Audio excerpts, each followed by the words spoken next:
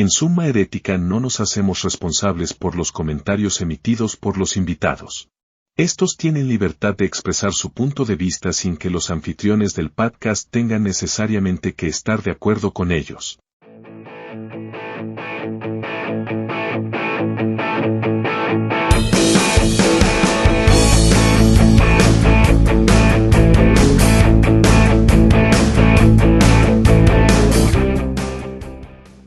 Hola amigos, ¿qué tal amigas? Bienvenidos, bienvenidas a Summa Herética, un podcast para todos los que piensan por su cuenta.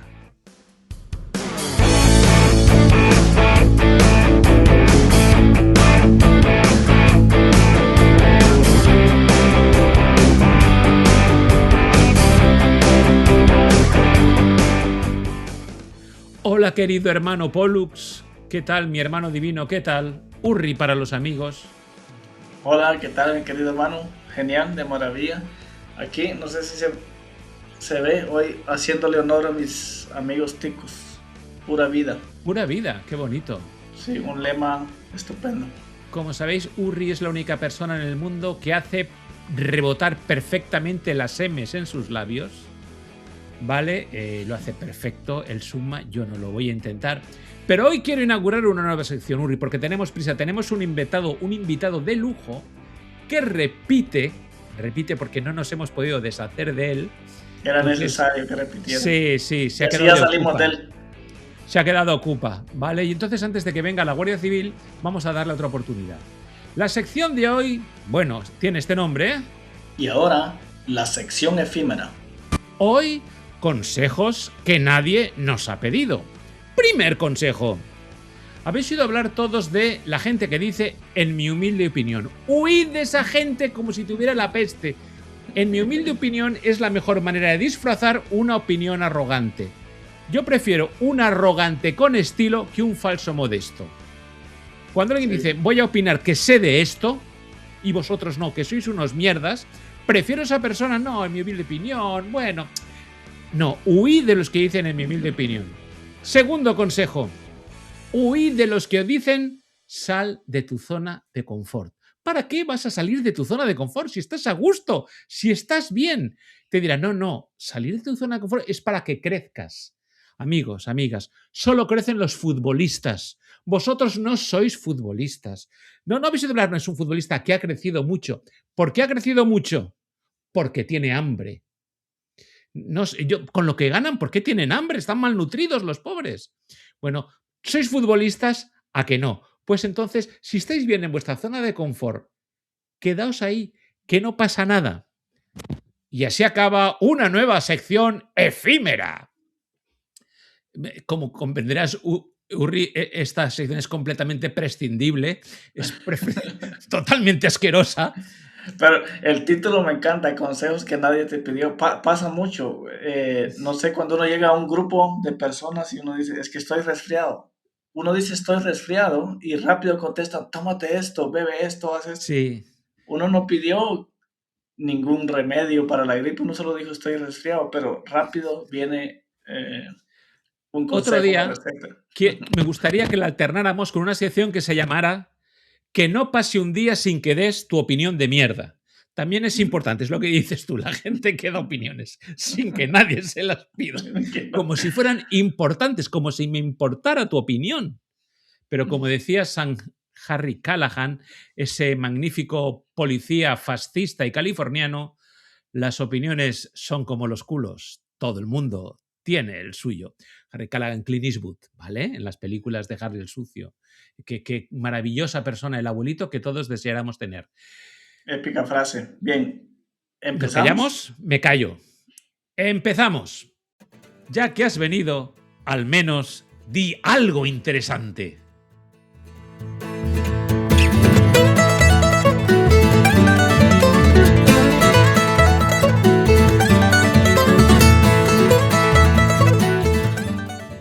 Hoy estamos contentos, no, recontentos, porque volvemos a tener, o sea, retenemos porque no le hemos dejado salir a Juan Ramón Junqueras, que todo sea dicho, es uno de nuestros invitados favoritos.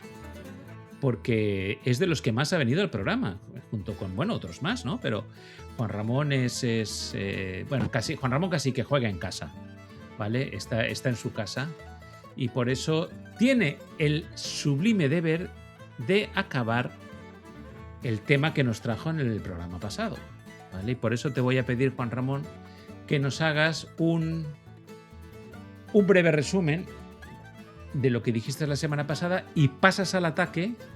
Y hoy nos vamos a callar ya porque queremos que Juan Ramón diga todo lo que tiene que decir, que vale mucho la pena. Bueno, pues lo primero que quiero decir, bueno, buenas mañanas, tardes, noches, depende de cuando la gente vea este vídeo.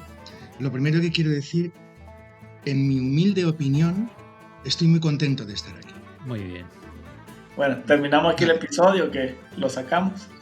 Pero Juan Ramón, vamos a ver, lo que tienes que hacer, yo sé que estás a gusto, pero sal de tu zona de confort, ¿me entiendes? Eso es. Bueno, a mí me joraba mucho lo de la zona de confort, pero no por el hecho de salir o no, que a veces me parece que es muy interesante, quizá no decirlo, pero si tenemos palabras en castellano, en español, que significan lo mismo, exactamente lo mismo, pero en nuestra lengua, que es salir de tu zona de comodidad. Comodidad, que es una palabra española. ¿Por qué tenemos que emplear salvajismos, barbarismos? ¿Por qué? Bueno, y escucha, y lo de crecer, lo que hacen los futbolistas es madurar, no crecer. Madurar, sí señor. Y además, yo como bilingüe, catalano, hispano parlante, estoy completamente de acuerdo con lo que tú dices. Ahora, yo sigo diciendo airbag y no cojín de seguridad. Bueno, vale, lo compro, cierto. Bueno, pues entramos en... ¿Qué? ¿Vamos al turrón o cómo? Vamos al Venga, turrón. directamente al turrón. Porque turrón. si no, yo tengo un montón de palabras ahí que podríamos hacer un episodio solo de eso. Es que un día hay que invitar a Juan Ramón para que nos pasemos hora y 20 diciendo, perdón, hay que invitar a Juan Ramón para que no venga en plan sublime, en plan profesor, y nos pasamos hora y 20 diciendo gilipolleces los tres. Que nos lo vamos a pasar de maravilla. ¿Aceptas el reto?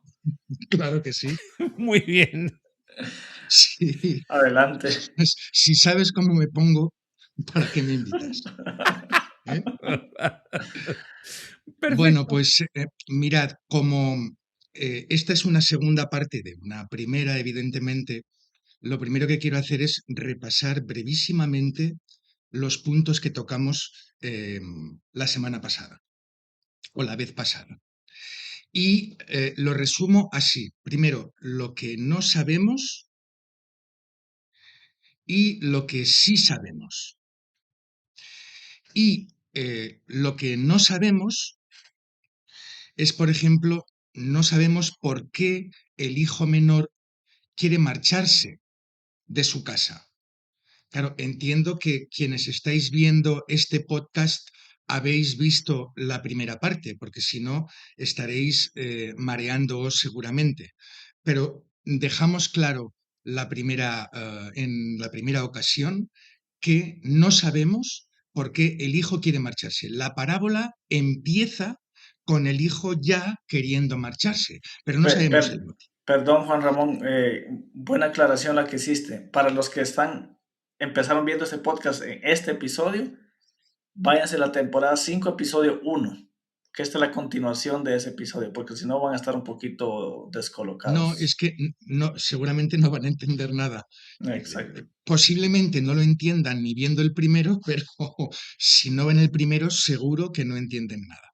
Bien, segunda cosa que no sabemos. No sabemos por qué el padre decide darle la herencia a su hijo, aun sabiendo cómo lo conoce, aun sabiendo que su hijo pequeño la va a montar parda. ¿Por qué ese padre no intenta corregir el error que va a cometer su hijo? ¿Por qué? En tercer lugar, no sabemos tampoco dónde está la madre. ¿Qué ha ocurrido con ella? ¿Se ha muerto? ¿Se ha marchado de casa con otro señor? ¿Qué está pasando aquí? ¿Por qué no aparece en ningún momento la madre? Y en cuarto lugar, no sabemos cómo acaba la historia del hijo mayor.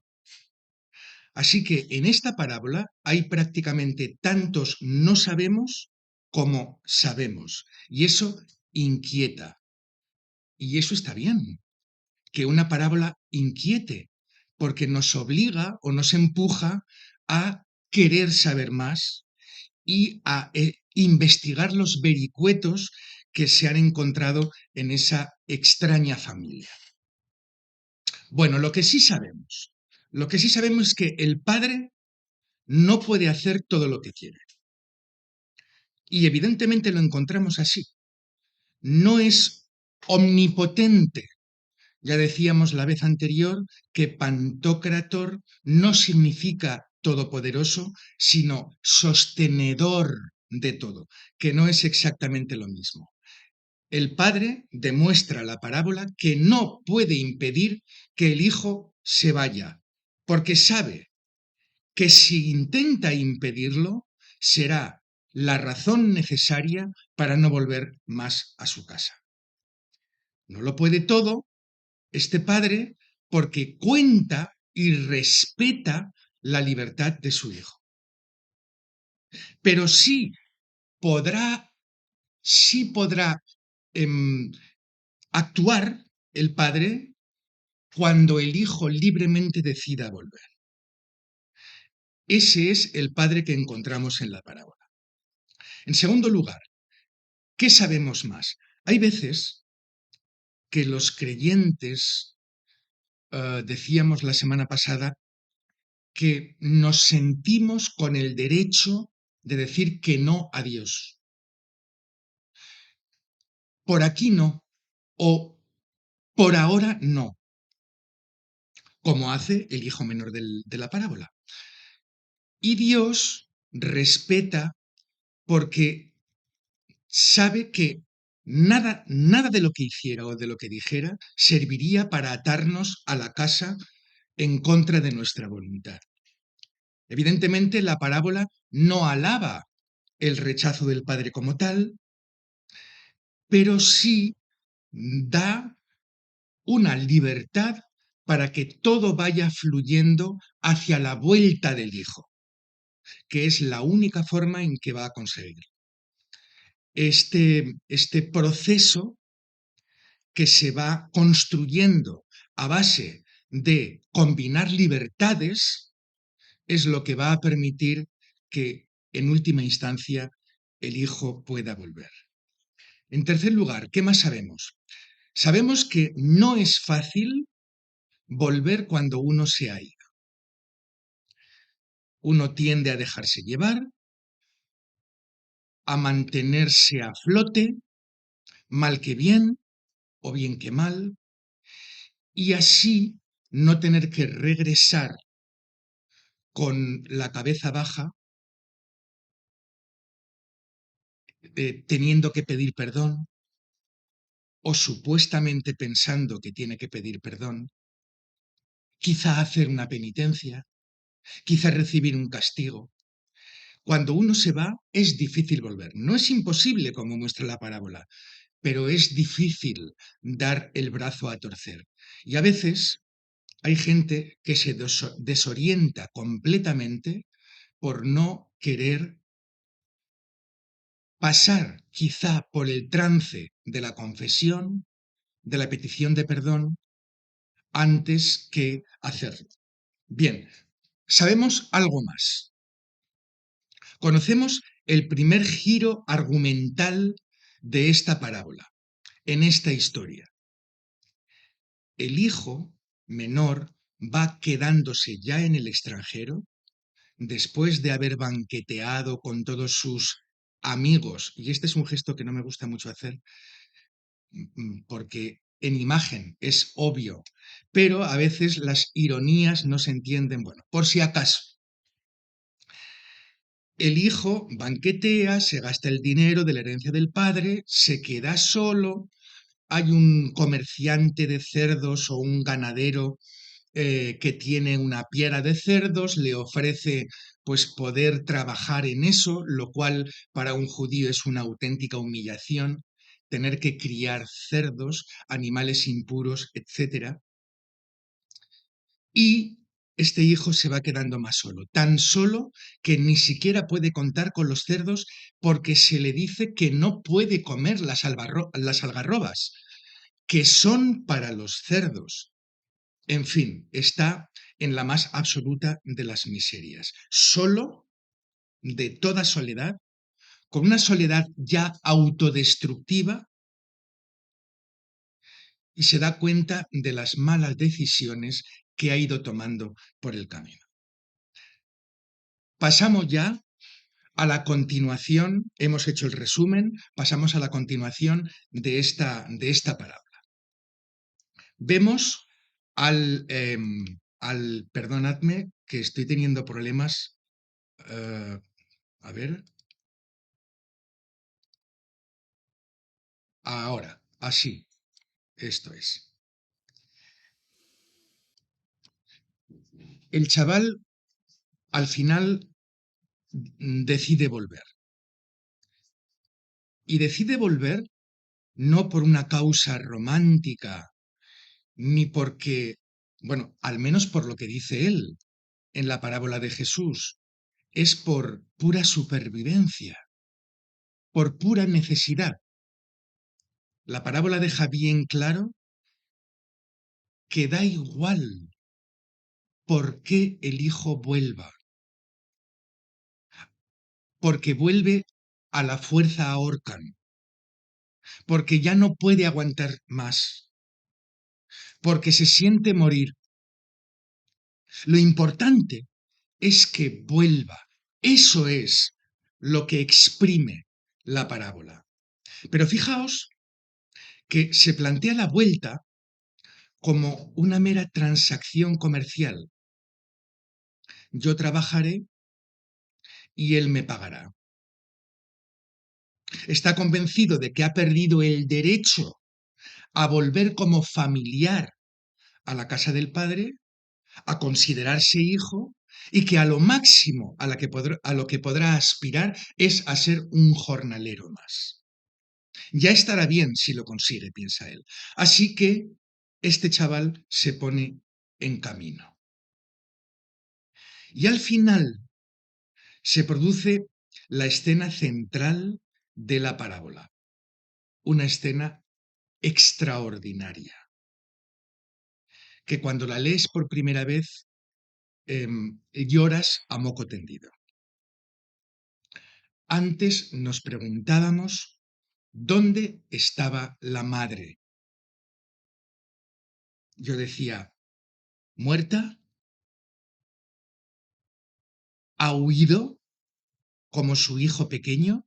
Porque el sentir de la casa se hace insoportable. Versículo 20 de esta parábola de Lucas. Todavía estaba lejos, dice el texto, cuando su padre lo vio y se compadeció de él. Salió corriendo a su encuentro, lo abrazó y lo besó. Esa es la literalidad del texto bíblico. Es decir, el anciano salta al camino nada más que cree ver que su hijo se está acercando. ¿Será él o no será?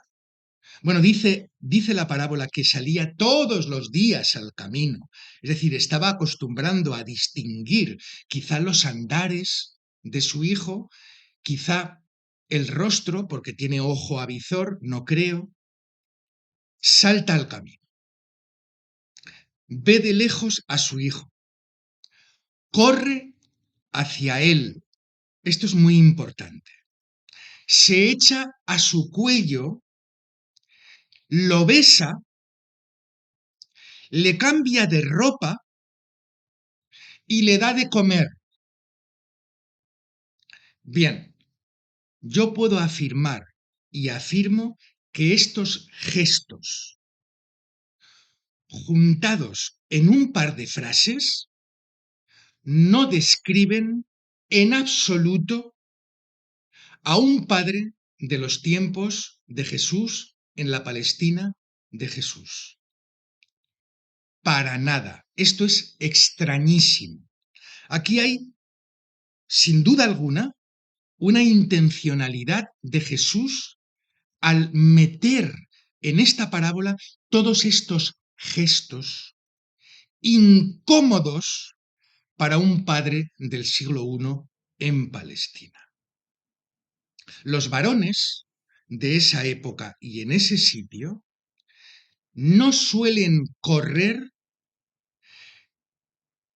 simplemente no suelen correr, a no ser que sea para huir de alguien o de algo, o para perseguir a alguien o a algo. Disculpa, Juan Ramón, pero es que en el mundo antiguo, el pater familias, la figura del jefe de familia, que es lo que estás describiendo tú, no tiene actos de ternura, de afecto con sus hijos. Eso es para las madres. El padre transmite la dignidad de la familia, la hombría, la masculinidad, el carácter del hombre, pero no actos cuasi femeninos, que es como besar, abrazar. Y lo que tú dices es muy raro. En realidad, para la audiencia de Jesús, les explotaría la cabeza. Desde luego, desde luego. Los padres están ahí para proteger a los hijos y para, como decías tú, enseñarles a ser fuertes, poderosos. Los padres no besan a sus hijos. Es más, rara vez aparece en las escrituras un padre besando a sus hijos. No, porque su función, la función de los padres, es educarlos en la supervivencia, en un mundo terrible. Nosotros duraríamos un telediario y medio en un ambiente así. Totalmente de acuerdo. Claro, imagínate un padre romano se llevaba a su hijo al campo de Marte a que con una espada de madera se fuera ejercitando y viniera a casa con las rodillas peladas y las narices chorreando sangre. Este niño está progresando. Y Eso es los lo que debe hacer. colocaba en primera fila para ver ejecuciones, por ejemplo. Claro. Para que aprendiese desde pequeñito lo que puede traer no hacer las cosas como se deben. Desde luego, no los educan en sensibilidad, en emociones, en empatía. Los padres no suelen cambiar de ropa a sus hijos, como ocurre en la parábola. Es verdad que mandan a los siervos a hacerlo, pero la decisión es del padre. ¿De acuerdo? Bien. No suelen darles de comer, porque en el reparto de roles o de papeles, esto lo hacen las madres, que en aquella época y en ese sitio para eso están. No están para otra cosa. Pero es que, además, todo esto, juntado apelotonadamente en la misma escena, es inaudito. Esto no ha ocurrido nunca en Palestina durante el siglo I, en el sentido de que todos esos gestos que no son propios de un varón acaecen prácticamente en el mismo instante y de corrido. Aquí hay un secreto. Aquí tiene que estar ocurriendo algo que no sabemos aún, pero que podemos intuir. Y es aquí, amigas y amigos, heréticos y heréticas, donde encontramos a la madre en la parábola. Dentro del mismo Padre. En las entrañas del anciano padre. Porque Dios es padre y Perdón que te madre a la interrumpa. vez. Dijiste, claro, estaba viendo ahora, haciendo un estudio de la palabra y se traduce como sentir compasión, en otras dice fue movido a misericordia, pero la palabra original tiene que ver con entrañas y más que todo con útero. Con útero. Rahum, rahumim. Ujú. Entraña, entrañas. O sea que el padre tiene útero, ¿estás diciendo? En la parábola sí. Mover a compasión es un arameísmo que significa, a ver, yo diría sacar la uteralidad Mm, Qué bueno, del Padre. ajá. qué bueno. Porque creo que Jesús está convencido de que debe enseñar a esta gente que tiene delante con esta parábola que Dios es Padre y Madre. Ujú. Y que Dios compendia todo lo mejor. Y por eso pueden decir las Escrituras que a su imagen los creó, a los dos. Luego, si somos imagen de Dios, es porque tenemos y Dios tiene masculinidad. Sé que suena horroroso, pero masculinidad y feminidad. Juan Ramón, son términos traslativos que se dice. Es una aproximación a un lenguaje que no tenemos. Eso es, eso Sí, es que es. Adán es las dos cosas. Aparte es el Ish y el Isha, pero Adán es el ser humano que es las dos cosas. Bueno, es lo que nos comentaba Juan Ramón la semana pasada, el programa Mm, anterior. Él, mm. bueno, así da rabia hacer esto, hermafroditismo de Adán. Además, esto no quiere decir cosas raras, sino reproducción No, literal de algo que ha dicho alguien. comillas. Por eso es el gesto, ¿no? Es Las muy tonto, comillas. sí. Claro, hay que decirlo Bueno, porque los que nos escuchan en podcast no ven las comidas. Sí, vale. es verdad, porque tenéis el audio también del Claro, podcast, ¿no? claro. Tenéis el audio, o sea, tenéis el podcast editado en audio solo. Eso es. Bueno, pues esa, decía, la expresión se compadeció del hijo pequeño. Este se compadeció comparte raíz en el arameo con el que sin duda Jesús contó la parábola. Jesús no la contó en francés, ni en inglés, ni en español, ni en egipcio. Jesús contó la parábola en arameo. Y en arameo, esta palabra comparte, o esta expresión se compadeció, comparte raíz, como decíamos antes, con la palabra rahum en singular, rahamim en plural, útero o entrañas. Útero, evidentemente, materno, ¿no? Útero materno. Y parece ser que la propuesta de Jesús es que Dios es así, como una madre que mira con ternura a su hijo, que acaricia a su hijo, que besa al niño que salió de sus entrañas, y también como un padre que lo abraza con fuerza cuando lo necesita, que lo protege cuando corre peligro.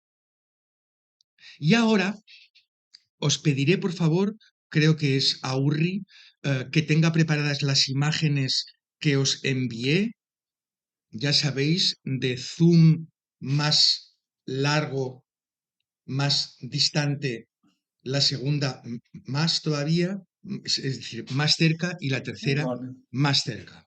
Si tú lo vas comentando y Sí, aquí sí, lamentablemente los que escuchan el podcast y quieren verlo, vayan al canal de YouTube, Urri, Suma Herética, y para que puedan ver las imágenes. Se va a hacer una descripción de ellas, pero aún así, como se dice, una imagen dice más que 1000 palabras, así que lo vamos bueno, a ir pues poniendo en pantalla. perfecto. Pues en la primera imagen, bueno, estas tres imágenes están sacadas del cuadro de Rembrandt, El regreso del hijo pródigo. Ya os dije la pasada vez, hablando sobre esta parábola, que a mí no me gusta la traducción pródigo, porque pródigo en primera instancia significa amable, cordial, generoso, así que si aquí hay alguien generoso en la parábola, este es el padre. Yo prefiero llamarla parábola del padre que espera y el hijo que vuelve. Bien, pues Rembrandt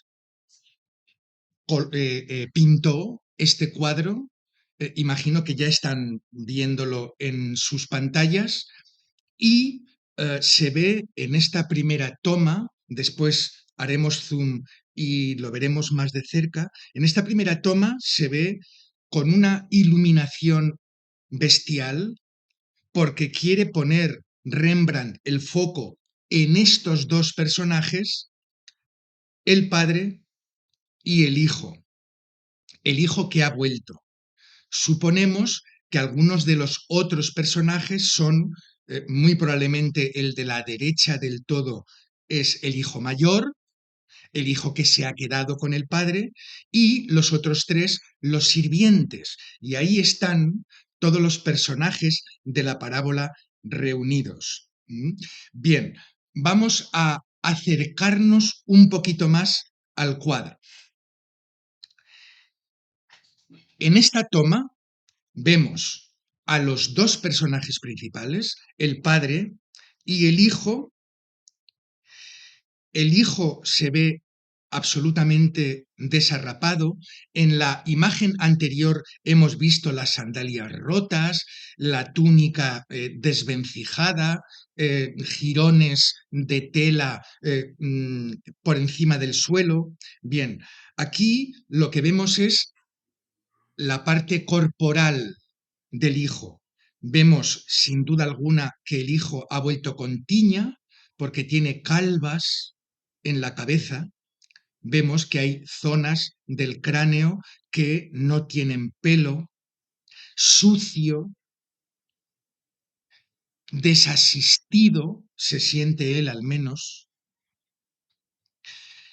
Y vamos a la siguiente imagen. Del padre no voy a decir nada porque lo más importante que quiero decir es lo que voy a decir ahora sobre él. Creo que aquí está el secreto. El secreto, lo nuclear, lo moliar de esta parábola. Creo que ya Y lo es vi. cómo es Dios. Jesús quiere indicarnos, informarnos, compartir con nosotros cómo es Dios.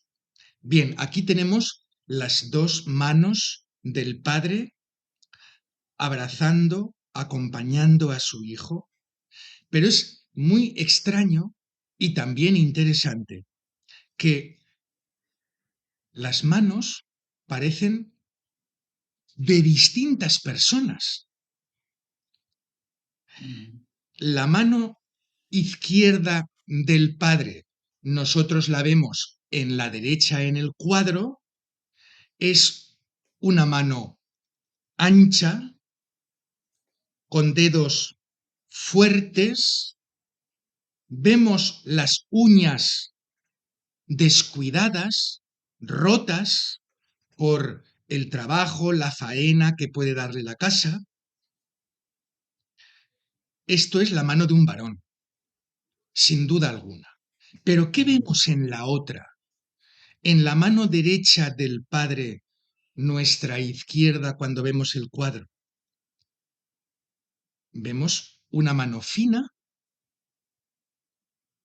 unos dedos largos, los otros eran cortos y gruesos, estos son largos y finos, las uñas extraordinariamente bien cuidadas. Fijaos también que la mano derecha,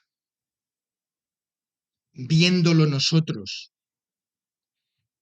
se nota, comparando los dedos índices, se nota que el de la derecha es más corto que el de la izquierda. Y lo apreciamos porque están puestas las dos manos a la misma altura. Es decir, esta mano que vemos a la izquierda no es de la misma persona que la mano que vemos en la derecha. Y a mi entender, ¿qué significa esto? Pues significa que hay dos personas dentro de un mismo cuerpo. Es decir, significa que Dios es masculino y femenino. Yo no puedo engañar. Es decir, si veis mis manos, son manos de varón. Y casi yo no he trabajado la tierra, bueno, alguna vez, en fin, disfrutando en la casa del pueblo de mi madre, pero dedos cortos, rudos. Yo no puedo decir, pues mira, tengo una mano más gruesa y la otra más fina. No. Esto es un guión de una escena premeditada. Y aquí lo que quiere decir Rembrandt, claro, esto no pertenece a las escrituras, evidentemente, pero me parece que es muy interesante que un señor del siglo XVI, me parece, 1500 o 1600 de nuestra era, le cupiera esa idea en la cabeza. Y yo creo que Dios puede inspirar de muchas maneras. Y Dios puede inspirarnos de muchas otras maneras.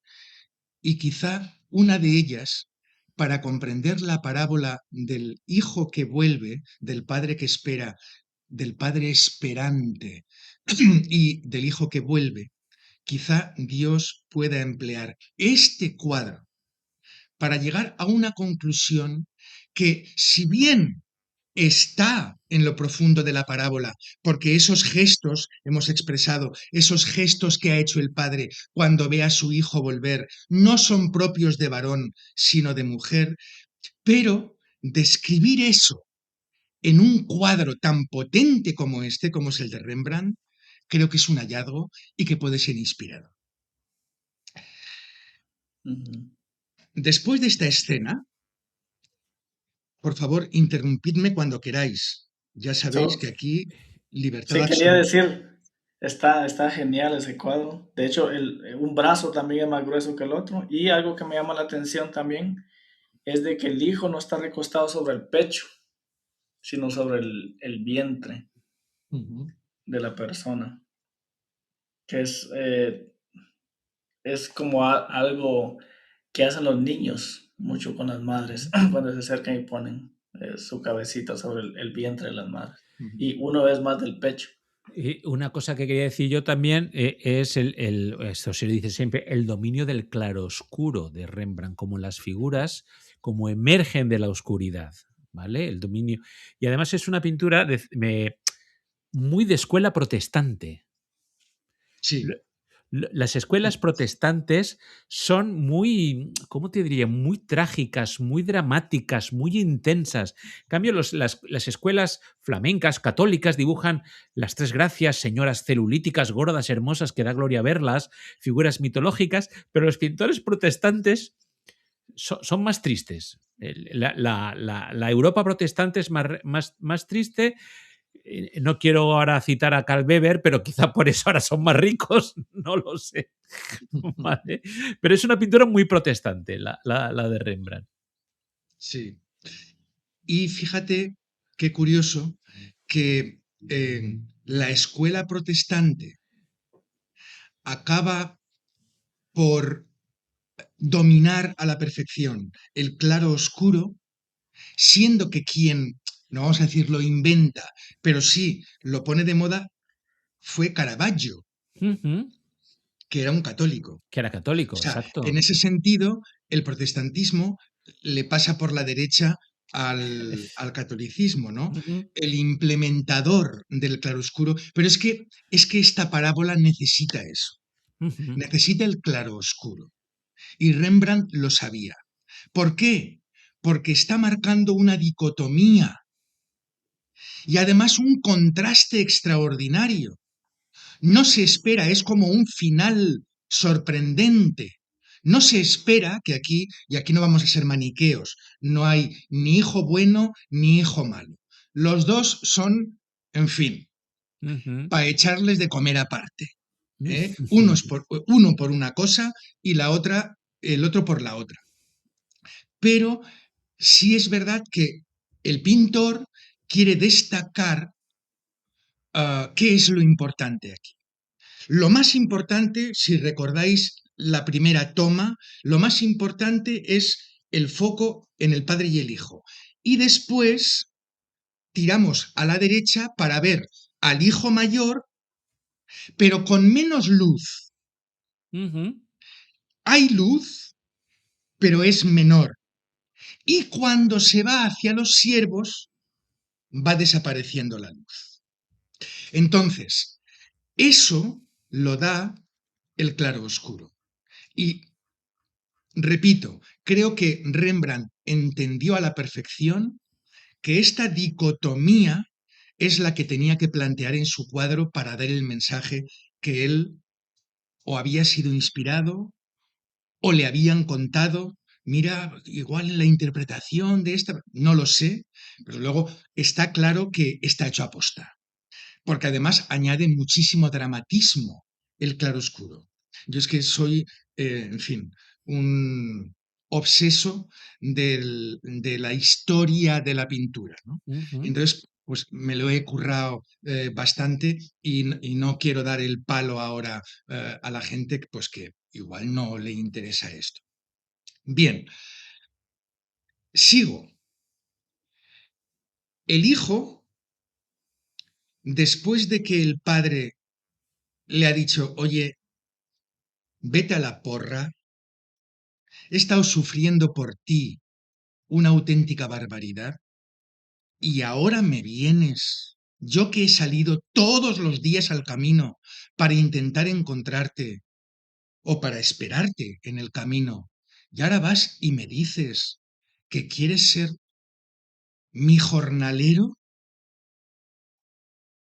¿Para eso has venido? Hijo mío, aún no has entendido nada. No me conoces y quiero que me conozcas. Y en su parábola, eso es lo que quería Jesús. Juan 17:3. Esta es la vida eterna, que te conozcan a ti, al único Dios verdadero, y a mí como tu enviado. Hijo mío, no me conoces.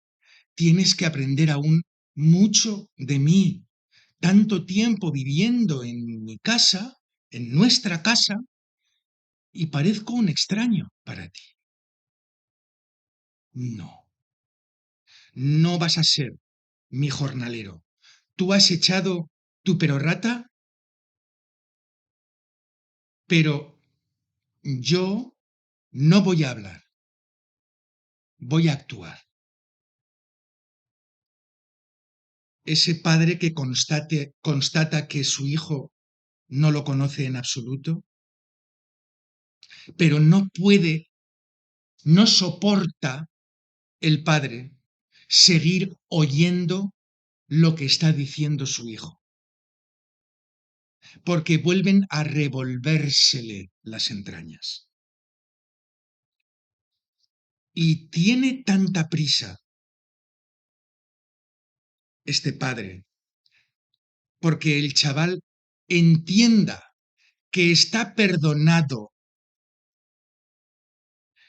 que ni siquiera parece prestar atención al discurso del muchacho, a lo que está diciendo su hijo. No le sigue la corriente el padre en la parábola, no le da conversación. No es hora de hablar, decía antes, es hora de actuar. Así que lo deja con la palabra en la boca. ¿Qué os parece? El padre deja con la palabra en la boca a un hijo que estaba intentando demostrar lo compungido que estaba. El hijo está centrado en el protocolo del perdón. ¿Qué es lo que tiene que hacer y decir para que su padre pueda perdonarlo? Porque cree, aún que tiene que ganarse el favor del Padre porque lo ha perdido.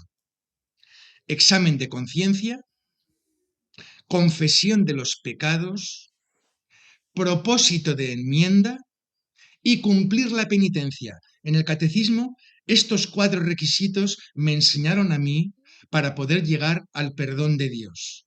Bueno, pues ni que era el primero, el examen de conciencia. El Padre no quiere saber nada. Confesión de los pecados, al Padre le importa un bledo. Propósito de enmienda, Él ya sabe lo que tiene que hacer. Y cumplir la penitencia. Dios no guarda rencor. El Dios reflejado en la parábola del Padre que espera y el Hijo que vuelve, no siente rencor. No hay rencor.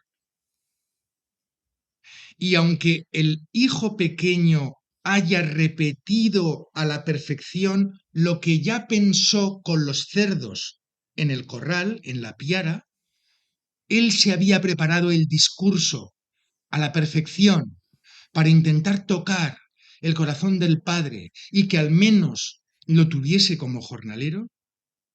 Padre, no quiere saber nada ni de autocompasión, ni de pensamientos negativos, ni de autodesprecio.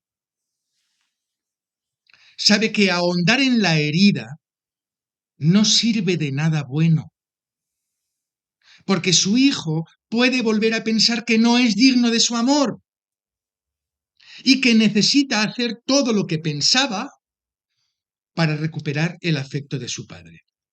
Su hijo ha vuelto y ya está.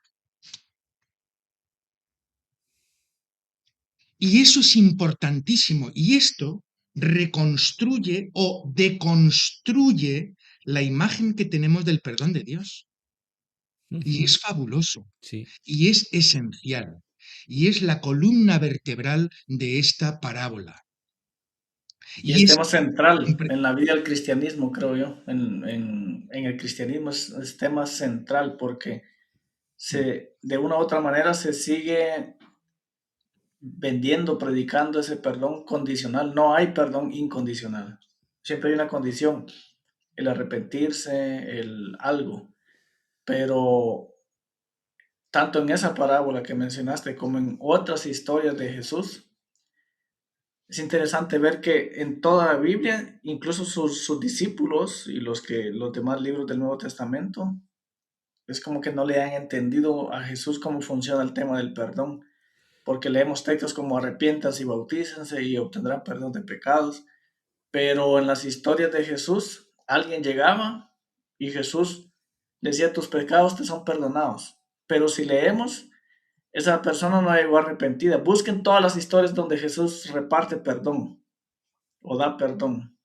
La persona no llega arrepentida, no llega buscando el perdón. Muchas llegaban buscando sanidad física y Él les dice, tus pecados te son perdonados. No hay algo donde Jesús, o sea, Jesús lo da sin que se lo pidan. Ahí sí, como hablábamos al principio, ¿verdad? Los que dan consejos sin que se los piden. Jesús daba el perdón sin que se lo pidieran. Pero es que el Padre no impone disciplina, no hay reprensión, ni siquiera hay reprensión, que era el momento ideal para darle un rapapolvo y decirle, ¿ves lo que te pasa? ¿Ves lo que te dije? Si es que me estás dando la razón, eso muy de madre, ¿no? Vale. Pero ni siquiera hay eso, y vamos, tiene una ocasión perfecta. Ni siquiera hay eso. Mira, lo único que sabe el Padre ahora mismo y lo único que tiene en la cabeza es que el Hijo ha vuelto y ahora volverá a poder disfrutar de Él en su casa, de su presencia, que lo llenaba todo de alegría, de esperanza.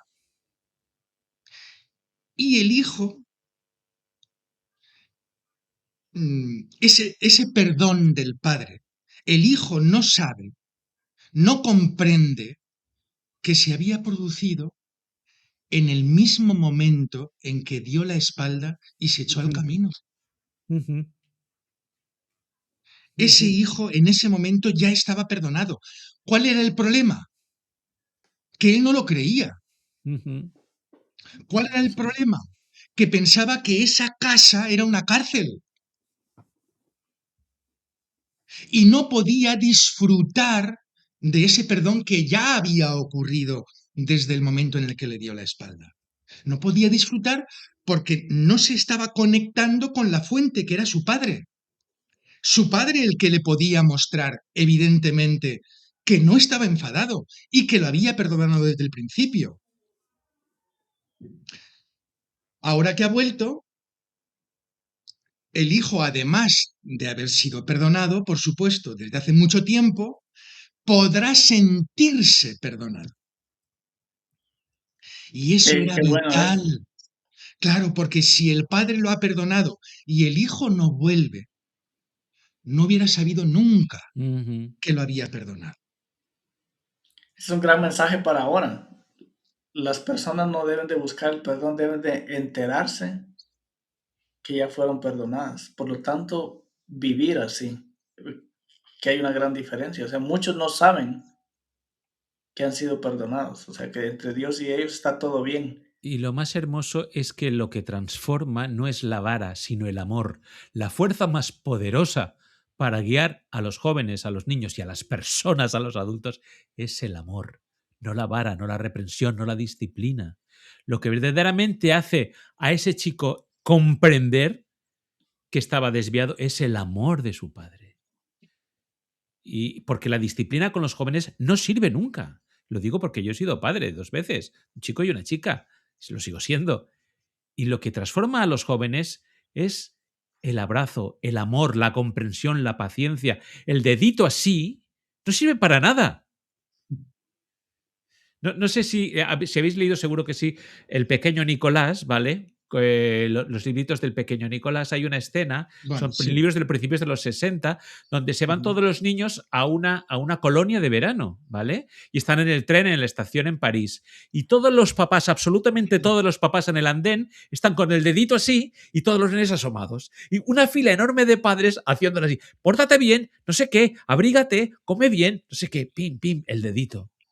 Pero aquí el padre en ningún momento pone el dedito. Mira que te lo Al dije. contrario. Al contrario. Mira, el gesto del padre no es este, sino Este. este. Mm. Es muy importante, chicas y chicos, dejarse perdonar para experimentar la curación del perdón. Eso no depende de Dios. Lo siento. No puede. No puede hacernos sentir el perdón. Tienes que estar dispuesto a la curación que produce el perdón. Pero eso es cosa tuya. Dios te ha perdonado ya. Perdónate tú. Si te lo ponen todo muy fácil. Bueno, el Padre, por lo tanto, no espera a la petición del perdón del Hijo para perdonarlo, ni para poner en marcha todos los mecanismos del perdón. ¿Recordáis que la semana pasada o el día pasado decía que había algunos temas para mí nucleares que me hacían pupa, literalmente, que no entendía bien a un Dios así y que, a mi entender, en mi humilde opinión,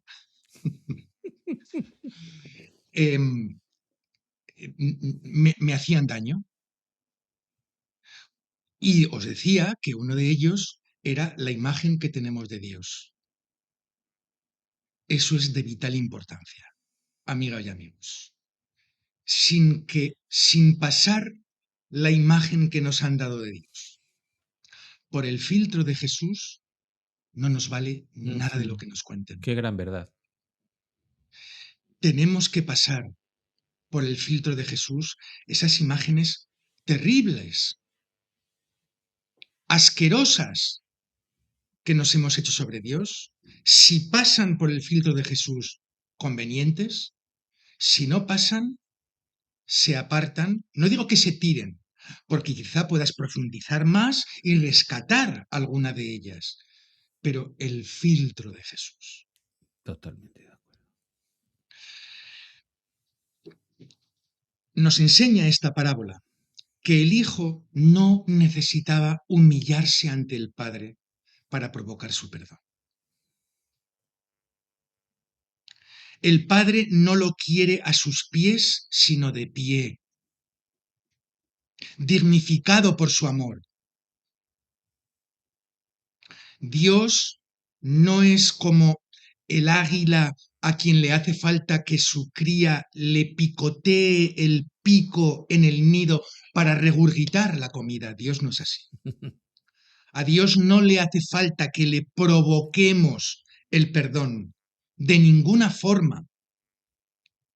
Él solo puede, digo bien, bueno, al menos digo lo que quiero decir. Él solo puede y solo quiere perdonar. Juan Ramón, aquí hay un detalle que no sé si vas a nombrar tú, pero que para mí es brutal. Y cuando dice, sacad el mejor vestido y vestidle, y poned anillo en su mano. Esto, para la mente antigua, es una ceremonia de coronación. Sí, dignidad. Lo está devolviendo a la posición de heredero del monarca, porque el acto de poner el anillo con el que se sellan los decretos y poner la capa es un acto de coronación. No solo no lo perdona, sino que lo instaura al legítimo puesto de heredero, de hijo del rey. Lo está dignificando con un acto de coronación. Porque en la antigüedad, ¿cómo se distinguía a un general? Por el paludamentum, por la túnica púrpura, por la ropa. Sobre todo en la antigüedad, la ropa era lo que distinguía las clases sociales. Y este señor recibe un vestido nuevo y un anillo y zapatos. Es decir, lo está coronando. Lo está reincorporando a la familia real, con todos los privilegios que no se ha ganado, obviamente. Y eso lo que significa es que Dios no necesita ningún catalizador de su perdón al margen de su propio amor. Lo que genera perdón del Padre no es nada de lo que pueda hacer el Hijo o pretender. Es su propio amor. El amor del Padre es incondicional y su acogida también. Y esto da respuesta a otro de los follones que yo tenía en mi cabeza. ¿Cómo ama Dios? ¿Ama de forma incondicional o tengo que cumplir requisitos para que Dios me ame? El amor del Padre no depende de nada que pueda hacer o dejar de hacer el Hijo. Un Dios que perdona sin límites, sin exigencias previas, sin penitencias. Su perdón es pura gracia. Porque si necesitásemos hacer algo para su perdón, no sería pura gracia, sería una transacción que es lo que quería el Hijo, o no lo que quería, pero lo que pretendía y lo que creía que debía hacer para ganarse de nuevo el amor del Padre. Allá donde nosotros claudicamos, Dios reacciona dándose todavía más. Cuanto mayor es nuestra capacidad de autodestrucción, la del hijo menor, más grande es su voluntad de reconstruirnos. Y otra cosa, el Padre es evidente, lo dice la parábola, o deja de decirlo. ¿Qué deja de decir? Pues que el Padre castiga al Hijo. No, no hay castigo. No hay castigo al Hijo por lo que ha hecho. La parábola no admite la imagen de un padre que amenaza o que castiga. Él no es así, ese padre no es así, no sabe hacer daño. No hay castigo ni siquiera en aras de la justicia, porque eso está recogido tanto en el Antiguo Testamento como en el Nuevo Testamento, primer pacto, segundo pacto. La forma de impartir justicia de Dios es la misericordia. y la advertencia para que no se hagan daño sus hijos. Y les cuenta lo que les puede pasar, no lo que les va a hacer. Que eso es lo que hemos creído nosotros.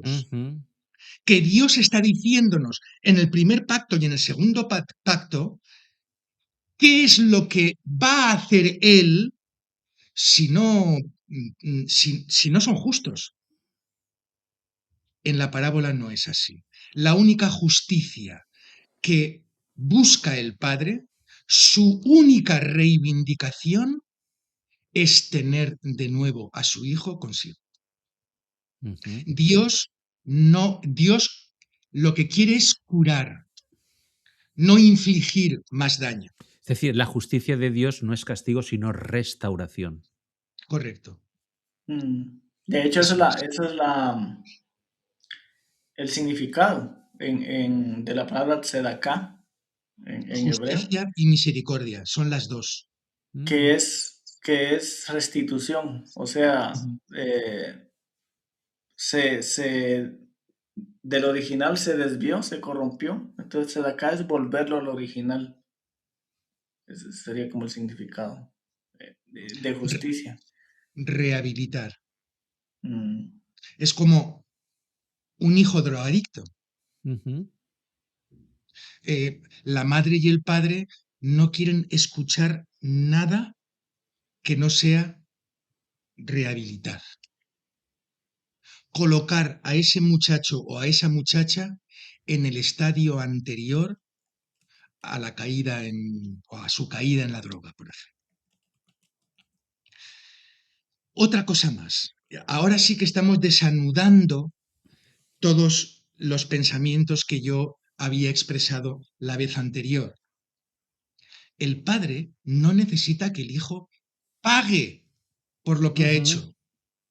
Pero cuidado, tampoco necesita que ningún otro lo haga en su lugar. Y esto la parábola lo deja claro. Perdona porque quiere perdonar.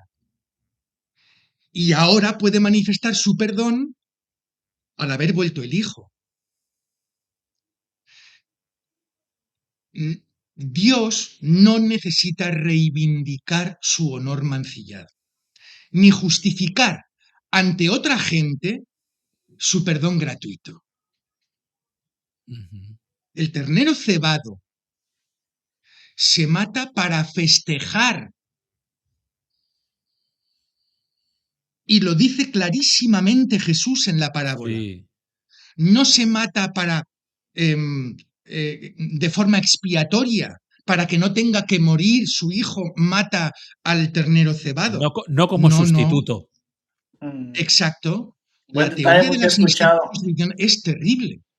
He escuchado eso en esa parábola, he escuchado sermones donde justo dicen eso. ¿Y ustedes creen que fue todo amor y que no se pagó nada? Alguien pagó y mencionan eso. El cordero que... Nunca nos cansaremos de repetir lo que está diciendo Juan Ramón, que no hay perdón por sangre. Por favor, es horrible. Es lo primero la primera intervención tuya en la primera temporada, ¿te acuerdas, Juan Ramón? Nunca nos cansaremos de decirlo. Dios no exige sangre ni sustituto para perdonar. Perdona porque sí. Porque es amor, porque es perdonador. Repito, el ternero cebado se mata para festejar, se mata para celebrar la alegría del reencuentro. Es una mesa de comensalidad abierta. Otra vez. No hay forma de entender esta parábola si no se comprende esto. No, al Padre no le hace falta un sustituto para poder perdonar a su hijo, sino que lo ha perdonado de antemano, meses seguramente, o quizá años, cuando se marchó su hijo, ya estaba perdonado por el Padre. El perdón es previo. ¿No os dais cuenta? El perdón es previo y después viene el banquete con el ternero. Así que al Padre no le ha hecho falta matar el ternero para poder perdonar. Es al revés. ha perdonado sin que se lo pidan, no le hacía falta, y después de eso vamos a pasarlo bien de nuevo. ¡Fiesta! Ese es Dios. No es un sacrificio el ternero cebado. No es una muerte exigida, sino es pura celebración de la vida reencontrada. Y en este momento entra un personaje importante, pero que no había salido hasta ahora, en el cuento, en la Juan parábola. Ramón, tienes 5 minutos. Hola. Bueno, Es que vale. llevamos más de 1 hora, amigo mío. Sí, Vas a hablar llevamos ya del más hijo de una mayor, hora. ¿verdad? Bueno, ¿Vas a hablar del hijo 5 mayor? llevamos. el hijo mayor, sí. El capullo ese no merece más de 5 o 10 minutos, Juan Ramón. No te ofendas. Adelante, perdona que sea tan burro. Bueno, pues mira, ¿sabes qué? Que como no merece 5 minutos, vamos a saltar al siguiente. Se resume muy rápido. El hijo quiere justicia Ujú, y se siente agraviado, ujú. el hijo mayor, porque él ha hecho todo lo que tenía que hacer para ser un buen hijo y ahora viene este esgarramantas, haraposo. Perdón, ¿has dicho un esgarramantas? ¿Eso que es Sí, maño? sí, desgarramantas. Sí, Vale, es vale, bien. un cualquiera, un Sí, no, está bien. desgarramantas. Cultura Sí, popular, está muy bien, está es muy bien. desgarrar Sí, mantas. sí, vale. Viene hecho añicos, bien. Vale. Pues lo que hace el padre es abrazarlo, besarlo, perdonarlo, en fin. Y eso no puede entenderlo el hijo mayor. ¿Y qué hace? Protesta. ¿Y qué hace antes? Se queda fuera. No voy a compartir casa con esta piltrafa humana. Mira cómo ha venido. ¿Será posible? ¿Cara dura? Se ha gastado, evidentemente, viniendo así, es que se ha gastado toda la herencia del padre, su parte correspondiente, y ahora quiere que comparta mesa con él. De eso nada. Y el padre sigue siendo el padre. Y lo que le dice es, pero chaval, si todo lo mío ha sido tuyo, ¿cómo que no he matado ni un cordero o un cabrito para festejar con tus amigos? Pero si todo lo tenías aquí, pues habérmelo dicho, no pedido. Habérmelo dicho, que yo te hubiera dicho, adelante. No, pero es que el hijo ahora lo que hace es autocomplacencia. Y eso contra eso, el padre tampoco puede luchar. Y ese es el peligro que corre el hijo mayor. Y decíamos la semana pasada que una incógnita, y antes lo he dicho también, una incógnita interesante es cómo acaba la parábola, porque no acaba. O sea, el asunto final no se resuelve en la parábola. No vemos salir pitando al hijo mayor de la casa, ni lo vemos entrando y reconciliándose con su hermano. Ujú. No. A mi entender, ¿por qué? Pues creo ya saberlo. El maestro no dejó la historia cerrada porque quiso que hoy, marzo del año 2026, como en aquella época, hay cosas que se resuelven, pero de una forma tranquila, peleada, amasada. Jesús no quiere presentarnos los mundos de Yupi, porque las heridas son difíciles de curar.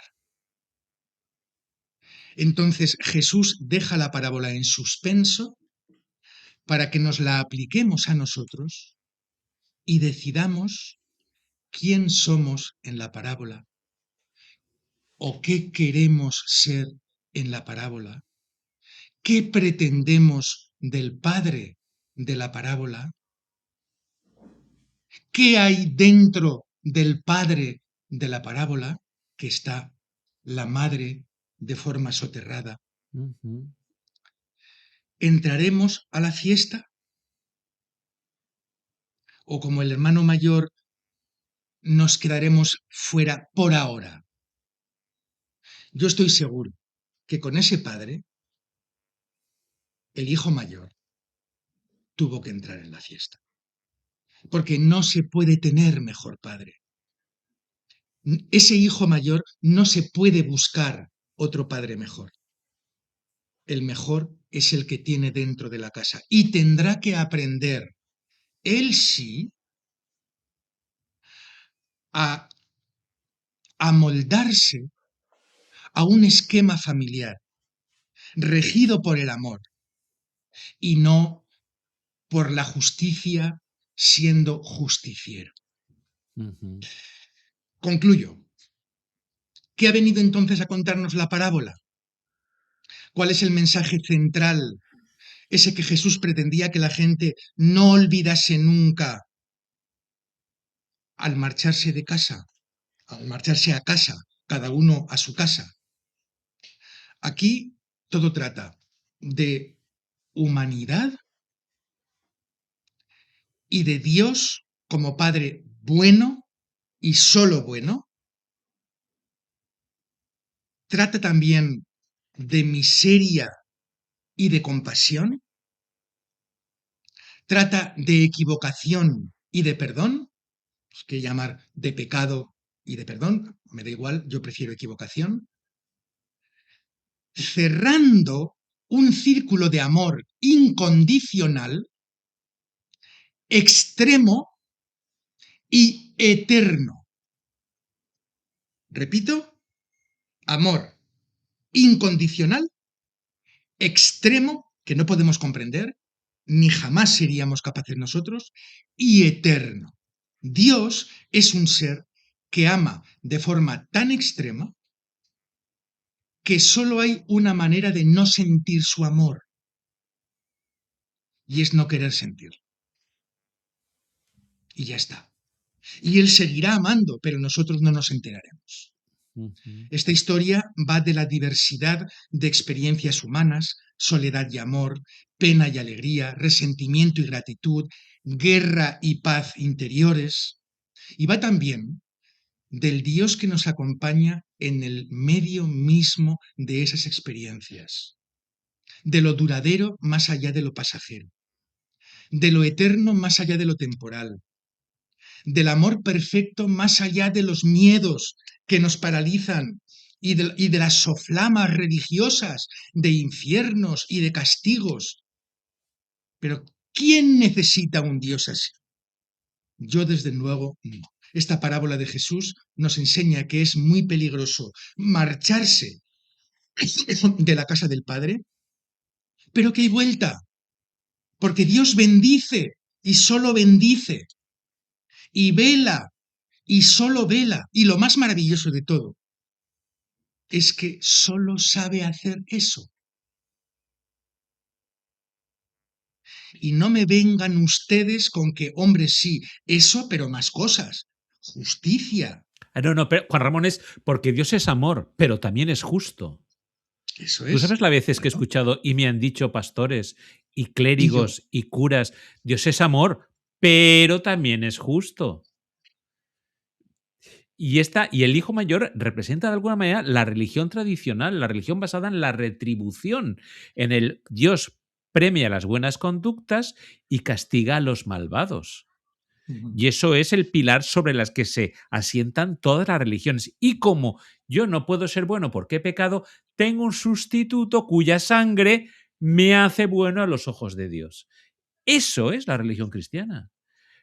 Pero eso no es la religión cristiana de verdad, no es el proyecto de Jesús. Exacto.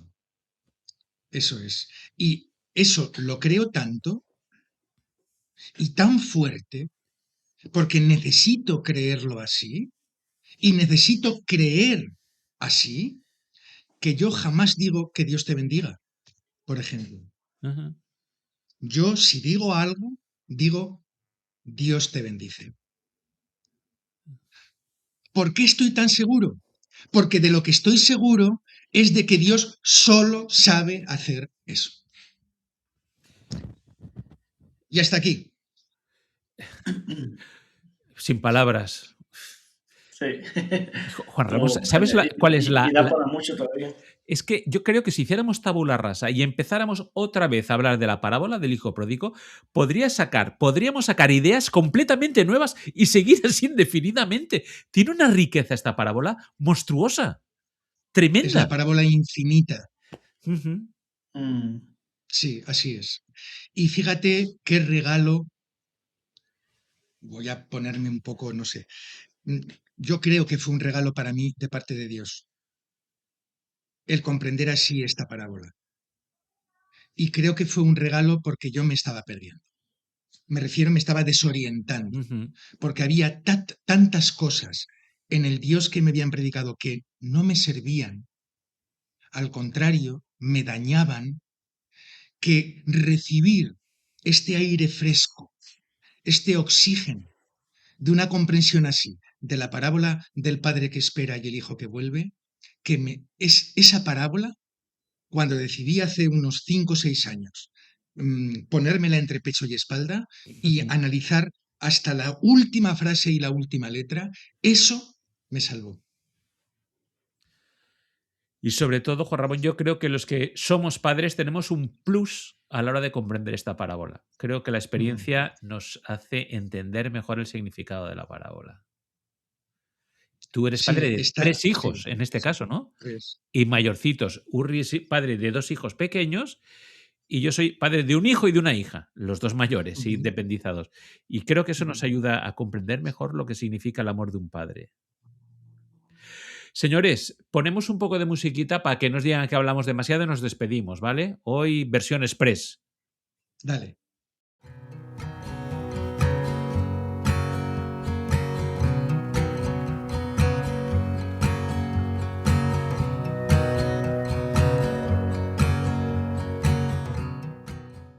Estamos de vuelta. Querido hermano Pollux, yo creo que Juan Ramón podría intervenir, te lo digo, yo lo lanzo, ¿vale? Voy a hablar con los editores de la gran enciclopedia, la gran Suma Teológica Schumann-Kowalski, ¿vale? En la edición más moderna, y podría escribir para ellos, Juan Ramón, para la gran Magna Summa Theologica Basiliensis, conocida como Schumann-Kowalski, de los profesores Theodor Schumann y Jan Kowalski, como sabéis, nuestro libro de referencia. Claro, podría escribir sobre todo en la temática de que se necesita un sustituto. Sí, la expiación penal. El del pecado, bueno, Juan Ramón se mueve bien por varios temas, ¿eh? Juan Ramón se mueve bien por... Sí, claro. Es un polímata. Voy a decir una cosa, y es que la única suma que prefiero es la suma aerética. Ole, ole claro, y ole. Sí. Ole, ole y ole. Te has ganado nuestro corazón. Puedes escribir un episodio cada vez que quieras. Eres bienvenido. Claro, esta es tu casa, Juan Ramón, y tú lo sabes. Tú lo sabes no que sé. Y estamos muy a gusto contigo. Venga, nos vamos ya. Iba a decir una cosa. Vamos a dejar de... Nos queremos mucho, eso ya se ve. Nos queremos mucho y eso es muy bonito. Y ahora nos vamos a despedir. Juan Ramón, tus palabras de despedida. Bueno, pues que es un placer siempre estar con vosotros, que disfruto muchísimo, que me río muchísimo, cosa que es interesantísima porque no suele ocurrir en los ámbitos teológicos, poder reírnos interpretando la parábola del padre que espera y el hijo que reírnos, que nos salga el humor. Eso yo, que ya me han entrevistado unas cuantas veces en mi vida, muy poco lo he visto, ¿eh? Que poder transitar sobre las escrituras también con humor. Pero Juan Ramón... Mira, se me ocurre una cosa. Venga. Y es, para otra vez... Te la compro. Para otra vez explorar en el Nuevo Testamento, en los Evangelios, el humor de Jesús. Sí. Vale. Cuidado, Cuidado, tengo un trabajo hecho bastante largo. Escuchad, o sea, hay incluso humor mordaz. Muy bien. Urri, Juan Ramón, vuelvo a decirte lo que te dije la primera vez. Date por jodido, ¿vale?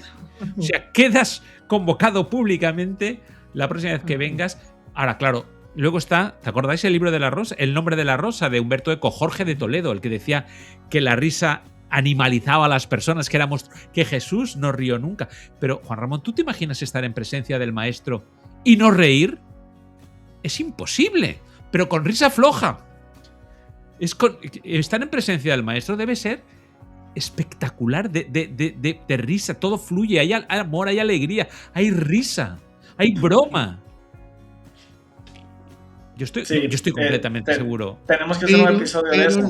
Los gerifaltes se han empeñado en que todo sea muy serio, porque de la seriedad frente a Dios al temor hay un paso. Claro. Y eso paga.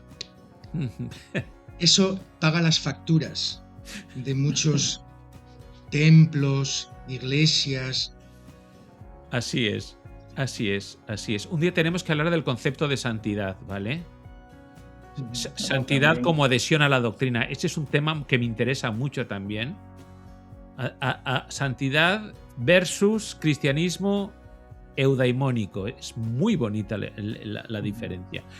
Urri, hermano, tu despedida.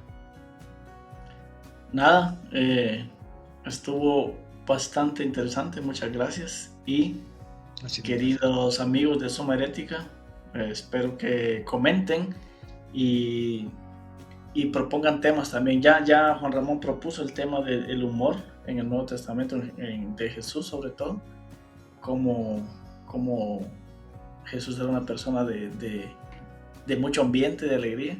Pero si tienen otros temas también que quieren que hablemos, escríbanos y nada, un fuerte abrazo. Quiero hacer una recomendación. Hablando de esto del humor de Jesús, me fascina la serie Los Elegidos, The Chosen. Sí, buenísimo. Porque se ve tantas veces a Jesús riéndose a carcajadas. De verdad, ¿por qué nos hemos perdido eso? Haciendo bromas a los niños. Hemos perdido el cristianismo, claro. Pero es una pérdida lamentable. Sí. Escuchad, queridos heréticos y heréticas, seguid a Juan Ramón en redes. Él está en muchos sitios. Juan Ramón, recuerda tus... Sí, en casi todos. Sí, estoy en Facebook, sobre todo, porque ya soy un señor mayor y los señores mayores debemos estar en Facebook. Pero estoy en Instagram, en TikTok, yo creo que en todas. ¿Y en todas con el mismo nombre, Juan Ramón Junqueras? Sí, excepto en YouTube, que se considera una red social también, que soy el jesuano gruñón. Muy bien, muy bien. Okay. Juan Ramón es lo que se dice un crack mediático. ¿Vale? Sí, tengo un imperio mediático. Bueno, amigos heréticos, amigas heréticas, querida familia, hoy también hemos estado de crossover entre la comunidad jesuana y la comunidad herética. Qué bien nos llevamos ambas comunidades, casi nos podíamos fundir. Pues claro. De hecho, podemos la comunidad jesuana por naturaleza es comunidad herética. Y al revés. Si es que somos heréticos en el momento que aceptamos la presencia de Jesús de Nazaret en esta historia. Sí. Y ahí comienza nuestra herejía.